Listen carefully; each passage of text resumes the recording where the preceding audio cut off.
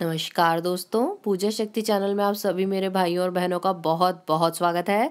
आज जिस नए विषय पे हम चर्चा करेंगे वो है सावन के महीने में ऐसा कौन सा छोटा सा उपाय किया जाए जिससे हमारी सरकारी नौकरी में आ रही सभी प्रकार की समस्याएं जो हैं उनका निदान हो।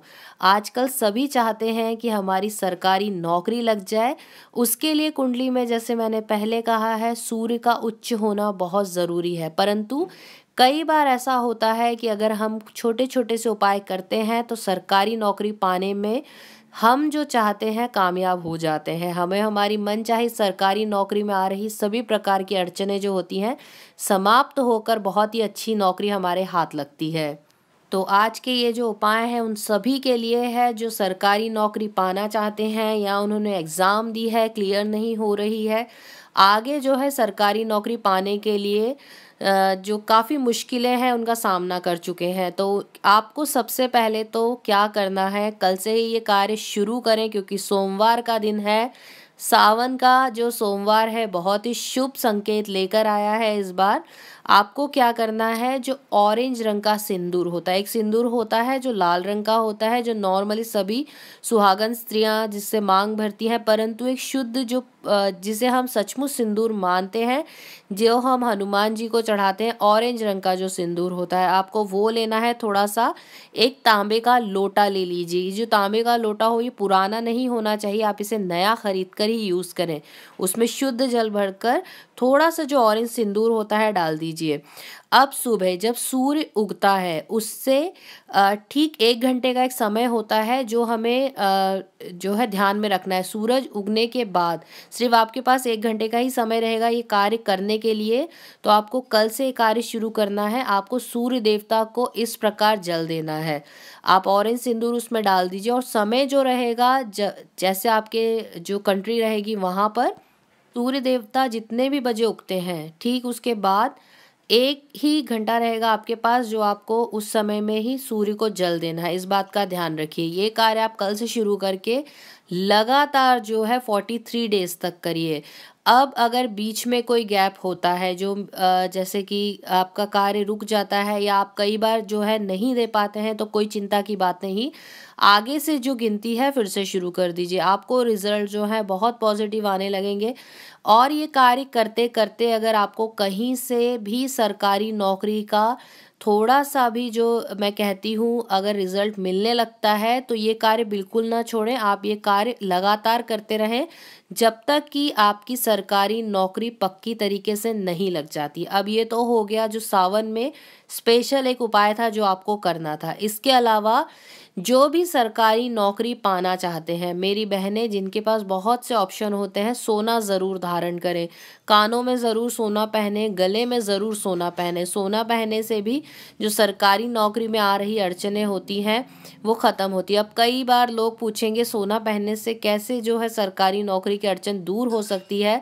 तो इसके लिए सूर्य जो है उच्च होता है। सोने के बर्तन में अगर आप खाना खाते हैं या सोना धारण करते हैं तो जो सूर्य है आपका उच्च का होता है। अब इसके अलावा एक छोटा सा उपाय भी करने के लिए कहूँगी कि जब भी आप सोने जाएं उससे पहले अपने पिता के चरण जो होते हैं वो ज़रूर स्पर्श करें, क्योंकि जो घर होता है वास्तु शास्त्र में या शास्त्रों में ऐसा कहा गया है कि सभी ग्रहों का मेल होता है। तो इस घर में जो पिता स्वरूप रहते हैं उन्हें सूर्य का दर्जा प्राप्त होता है। जैसे सभी ग्रहों में सूर्य जो होते हैं देवता उन्हें उच्च माना जाता है, इसी प्रकार आपके घर में जो आपके पिता होते हैं उनका दर्जा आप सभी के कह सकते हैं सदस्यों से ऊंचा माना जाता है। तो उनके चरण स्पर्श करके ही सोने जाएं। ये कार्य जो है आपको रोज करना है। आप देखिए किस प्रकार आपको आशीर्वाद प्राप्त होता है। आपकी सभी प्रकार की जो समस्याएं आ रही हैं सरकारी नौकरी को लेकर कितनी जल्दी खत्म होती हैं। छोटा सा उपाय है परंतु बहुत ही गहरा और बहुत अच्छा उपाय है। अगर ये करते हैं तो सभी प्रकार की परेशानियां जो है उनसे आपको मुक्ति भी प्राप्त होगी तथा आपको आपकी मनपसंद जो नौकरी है वो जल्दी से प्राप्त हो जाएगी। अब ये तो हो गए आज के जो सुझाव थे। अब बात कर लेते हैं सवालों और जवाबों की। सबसे पहले तो मैं जवाब देना चाहूँगी मेरी बहन अंजलि मौर्य जी का। इन्होंने मुझसे बहुत बार सवाल पूछा है तथा मैं पहले तो यही कहना चाहूँगी कि अगर आप ये वीडियो देख रही हैं तो कमेंट करके ज़रूर बताएं कि आपको आपके सवाल का जवाब जो है मिल गया है। फूड इंडस्ट्री में जो है आपका भविष्य बहुत अच्छा है, कार्ड बहुत पॉजिटिव निकले हैं आपके लिए। आप जो है फूड बिजनेस की तरफ ही रुख करें, आगे भविष्य में बहुत अच्छा जो पॉजिटिव रिजल्ट है आपको प्राप्त होगा। अब जो उपाय है वो आपके लिए मैं ये कहूँगी कि घर में सफ़ेद रंग के फूलों वाला कोई भी खुशबू वाला जो पौधा होता है वो लगा लीजिए। इससे जो है आपके व्यापार को, अगर घर से ही व्यापार चलाएंगी तो आपके व्यापार को दिन दुगनी रात चौगनी तरक्की मिलेगी। अगर कहीं और व्यापार खोलने की सोच रहे हैं तो वहाँ के एंट्रेंस पे मैं कहूँगी कि एक गमले में सफ़ेद रंग के फूलों वाला जो खुशबू वाला पौधा हो वो ले लीजिए और लगा लीजिए। अगर इसकी सेवा करेंगी, रोज़ जल चढ़ाएंगी तो आपके जीवन में बहुत ही जल्दी खुशियाँ तथा धन का आगमन शुरू होगा। अब अगला जो सवाल है मेरी बहन रिम्पी का है। तो रिम्पी, जैसे मैंने कहा था उस दिन आपका रिम्पी नाम लेकर ही मैंने कार्ड जो थे वो खोले थे, परंतु यही कहूँगी लव मैरिज की तरफ ही जाएं। बहुत अच्छा फ्यूचर है आपका लव मैरिज की तरफ। थोड़ी सी रुकावट का सामना कर सकती हैं परंतु आगे का जो जीवन है बहुत सुखमय रहेगा आपका। और मैं भगवान से यही प्रार्थना करती हूँ आपका जीवन बहुत बहुत सुखमय हो और आपको सभी प्रकार की जो खुशियाँ हैं वो प्राप्त हो। अब जो मेरी बहन सोनम वर्मा है उन्होंने पूछा था शादी कब होगी, तो आपके बहुत जल्दी योग बनने वाले हैं। सावन में आपके लिए एक उपाय करने के लिए कहूँगी, कल से ही शुरू कर दीजिए। जब भी नहाने जाएं तो हल्दी थोड़ी सी डाल लीजिए अपने पानी में और उससे स्नान करिए। आप देखिए जो थोड़ी बहुत भी रुकावट आ रही है वो बहुत जल्दी ख़त्म होकर आपको बहुत जल्दी एक जीवन साथी मिलेगा, बहुत अच्छा सा। अब एक मेरी बहन है आरती जी, जिन्होंने सवाल किया था, आरती कोठारी, कि उनका पैसा जो है बिल्डर के पास फंस गया है। तो आपका पैसे जो है थोड़े से मुश्किल ही मुझे दिख रहे हैं निकलने, परंतु वो आपको मिल जाएंगे। आप एक कार्य करें कि बुधवार को आपको ये कार्य करना है, ये सावन के महीने पे कर लीजिए आप, तो आपको बहुत ज़्यादा ही जो शुभ रिजल्ट्स हैं वो मिल जाएंगे। 5 जो रहते हैं मोतीचूर के लड्डू ले लीजिए। गिनती में सिर्फ आपको 5 मोतीचूर के लड्डू ही लेने हैं, इससे ज़्यादा ना लें।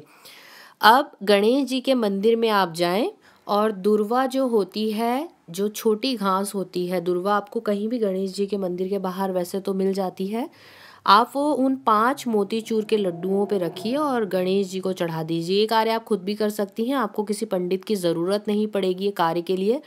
अब उसमें से जो है 2 लड्डू वहीं पर रख दीजिए गणेश जी के सामने, और बाकी के जो 3 लड्डू होते हैं वो अपने घर लेकर वापस आ जाइए। अब घर पर लाके आपको ये जो लड्डू हैं आपके माता पिता तथा जो भाई बहन हैं आप सभी खाइएगा, किसी और को नहीं देना है। जो भी ब्लड रिलेशन में लोग हैं आप सिर्फ वो आपस में खा लीजिए लड्डू और किसी को और को नहीं देना है। 11 जो है बुधवार ये कार्य कीजिए, आपका रुका हुआ धन जो है आपको प्राप्त हो जाएगा। तथा आप जितनी बार भी गणेश मंदिर जाएंगी, जैसे 11 बुधवार आपको जाना है, अगर माता पिता साथ में जा सके तो बहुत अच्छा रहेगा। अगर नहीं जा सकते हैं तो आप, आपका भाई या बहन ये कार्य कर सकते हैं। वहाँ जाकर अपने मन की बात गणेश जी से करिए, तो देखिए कितनी जल्दी आपका जो रुका हुआ धन है वो आपको वापस मिल जाएगा तथा जो है शुभ रिजल्ट्स ही आपके सामने आएंगे। अब जो अगला सवाल है वो है, आज का आखिरी सवाल जो है मेरी बहन स्वाति श्रीवास्तव का है। इनकी डेट ऑफ बर्थ है 05/11/1980। अब इनका जो सवाल था वो आपको पता ही होगा, आपने कौन सा सवाल मुझसे किया था। तो मैं सबसे पहले यही कहूँगी अपने घर में पितृदोष के उपाय करिए, क्योंकि मुझे यहाँ से जो दिखा है आपके घर में पितृदोष मुझे दिख रहा है। सबसे पहले पितृदोष के उपाय करिए। घर की जो पहली रोटी होती है वो गाय को और कौवे को देना शुरू कीजिए, क्योंकि आप जितनी कौवे की सेवा करेंगी आपके लिए उतना ही अच्छा रहेगा। अगर घर की छत है तो वहाँ पे दाने डालिए, आप खाने पीने का सामान रखिए, पक्षी भी आकर खाएंगे तो अच्छा रहेगा। परंतु अगर कौवा कोई आता है आपकी छत पर और खाना खाकर जाता है तो बहुत ही अच्छा रहेगा आपके आने वाले समय के लिए।